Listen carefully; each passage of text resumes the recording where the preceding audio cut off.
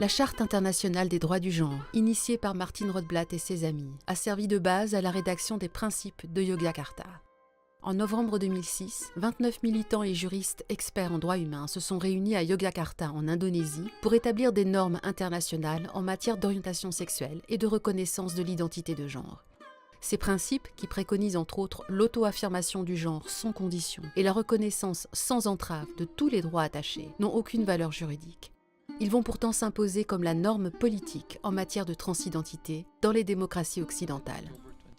En novembre 2019, Dentons, le plus grand cabinet juridique au monde, émet un document commandité par le réseau LGBT mondial IGLIO, financé par la fondation Thomson Reuters et l'Union européenne. Son objectif, fournir à la transindustrie un conseil juridique et stratégique global, en produisant éléments de langage et techniques d'influence, pays par pays. Le rapport préconise d'attaquer les politiques publiques, établissant que les enfants sont trop jeunes et immatures pour donner leur consentement éclairé au traitement de réassignation sexuelle, en supprimant toute limite d'âge. En pratique, il s'agit de convaincre les États de poursuivre systématiquement les parents en justice, lorsque ceux-ci s'opposent au traitement de réassignation sexuelle de leur enfant mineur.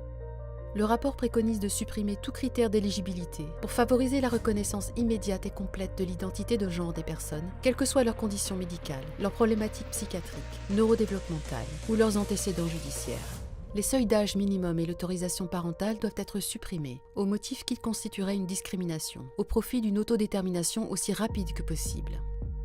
Pour parvenir à ces fins, ce document développe une stratégie complète d'influence, cibler les personnalités politiques motivées par la jeunesse, démédicaliser la campagne de communication pour l'associer aux droits de l'homme.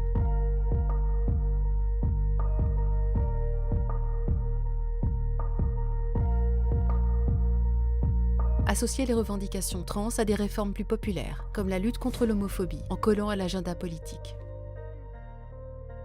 La tactique du cheval de Troie va s'avérer redoutablement efficace, notamment dans le cadre scolaire, où sous couvert de lutte contre les discriminations, la promotion de la transidentité va être enseignée dès le plus jeune âge. Hi, I'm Jack. My pronouns are they, them, and I identify as trans and non-binary.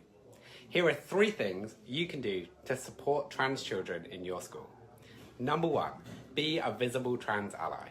On diffuse ce genre d'informations à des enfants, on les endoctrine, on modifie la manière dont ils vont eux-mêmes se penser en tant qu'être humain, la manière dont ils vont eux-mêmes se penser en tant qu'être sexué, et on altère le développement de leur propre identité sexuelle. C'est-à-dire qu'au-delà de ce qui pourrait consister à être un endoctrinement idéologique d'adultes, sur des enfants, ça va beaucoup plus loin.